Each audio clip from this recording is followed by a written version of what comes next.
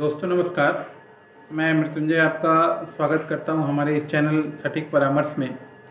और जैसा कि आप लोग जानते हैं हम लोग लीगल कंसल्टेंसी का काम करते हैं और लीगल फर्म है हमारा, जिसमें हम लोग कंपनी रजिस्ट्रेशन या ISO, trademark, audit, NGO formation, ये सारा काम करते हैं कोलकाता में ऑल ओवर इंडिया में।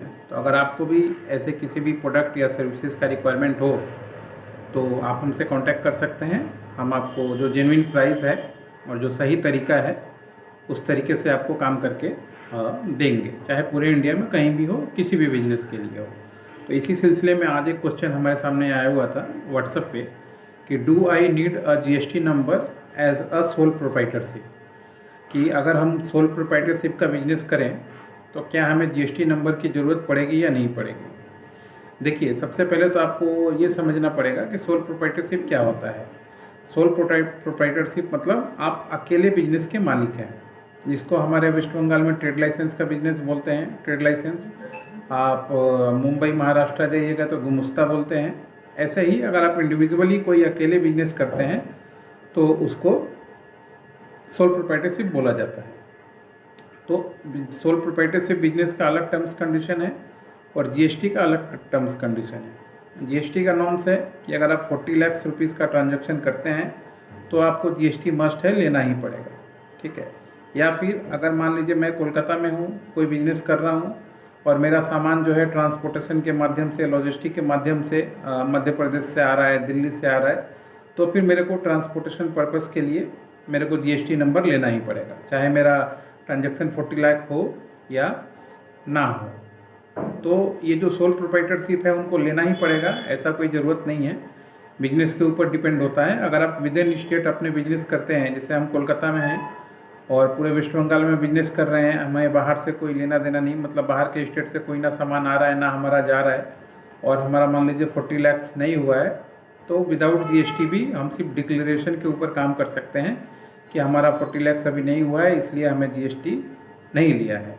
और अगर आपका सोल प्रोप्राइटरशिप है और आपका एक महीने में ही 40 लाख हो जाता है, या बाहर से आप कुछ चीज़ें मंगाते हैं, तो आपको जीएसटी नंबर लगेगा ही लगेगा। ये होता है जीएसटी का फंक्शन और रोल। जीएसटी में देखिए बहुत सारा कंप्लाइंसेस है और रेगुलर गवर्नमेंट कंप्लाइंसेस चेंज करते जा रही है, तो जीएसटी में अपडेट होना बड़ा ही थोड़ा टफ काम है, हमेशा मतलब ध्यान लगा के पढ़ के रहना पड़ता है। तो आप कहीं से भी जीएसटी का काम करते हो तो जो नॉलेजेबल पर्सन हो, डेडिकेटेड पर्सन हो, जो आपको सर्विस दे पाए, उसी के साथ काम कीजिएगा। रजिस्ट्रेशन कराना जीएसटी का अलग बात है और जीएसटी का फाइलिंग कराना अलग बात है। नहीं तो फिर जीएसटी में बहुत सारा कंप्लाइंसेस ऐसा है कि आप हेल्पलाइन नंबर पे भी फ़ोन कीजिएगा तब भी आपको पता नहीं चलेगा कि उसको आप कैसे उसका समस्या का समाधान निकालिएगा या उसको कैसे सॉर्ट आउट कीजिएगा। इसलिए प्लेंटी भी बहुत होता है और गवर्नमेंट का बहुत कमाई है इसमें दोस्तों, फैक्ट बात आपको बता रहा हूँ। इसलिए जीएसटी से थोड़ा सावधान रह के सोच समझ के ही काम कीजिएगा। जो भी प्रैक्टिशनर है पहले देख लीजिए कि उसको भी नॉलेज है या नहीं है, उसके बाद ही जीएसटी का उसके साथ फाइल कीजिए। जीएसटी नंबर आप चाहें तो खुद भी रजिस्ट्रेशन करा सकते हैं, मगर नंबर रजिस्ट्रेशन कराना अलग बात है और उसको फाइलिंग इम्प्लीमेंट करना अलग बात है, क्योंकि जो इम्प्लीमेंट कर रहा है फाइन तो उसको देना नहीं है, फाइन आपको देना है। अगर कुछ होगा तो ऑफिस में बुलाया जाएगा तो आपको बुलाया जाएगा, उसको नहीं बुलाया जाएगा। इसलिए थोड़ा सावधानी से ही काम कीजिए और अच्छे से काम कीजिए ताकि आपके बिजनेस में किसी तरह का दिक्कत कोई ना आए। आशा करता हूँ हमारा ये वीडियो आपके काम आएगा। कोई भी अगर नया बिजनेस खोलना चाहता है और जीएसटी के रिलेटेड उसको कोई प्रॉब्लम आ रहा है तो वो हमसे कांटेक्ट कर सकता है व्हाट्सएप नंबर पे, जो हमारा व्हाट्सएप नंबर है 9230222490। मगर हम लोग फ़ीस लेते हैं दोस्तों 30 मिनट्स का 1500 रुपीज़ हमारा फ़ीस है कंसल्टेंसी का। अगर आप देने के में सक्षम हैं तो ही कांटेक्ट कीजिएगा, नहीं तो आपके लिए जो वीडियो बता दिया इतना इनफ है। गूगल पे भी सर्च करके आपको जानकारी मिल सकती है। आज के लिए इतना ही, नमस्कार।